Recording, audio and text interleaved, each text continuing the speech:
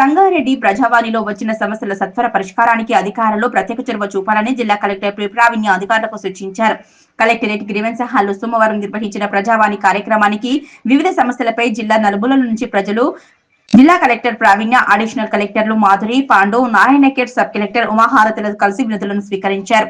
ఈ సందర్భంగా అర్జీదారులు భూ సమస్యలు, ఆసరా పెన్షన్లు, ఉద్యోగ కల్పన తదితర అంశాలతో పాటు పంచాయతీ, వ్యవసాయ, DWO, housing, labour, PWD, DRDO, municipal, revenue, BCDO, mines, DSCO తదితర శాఖలకు సంబంధించిన ఫిర్యాదులను కలెక్టర్ అందజేశారు. ఆయా వినతులను పరిశీలించి ఎప్పటికప్పుడు పరిష్కరించాలని కలెక్టర్ సంబంధిత శాఖల అధికారులకు తెలియజేశారు.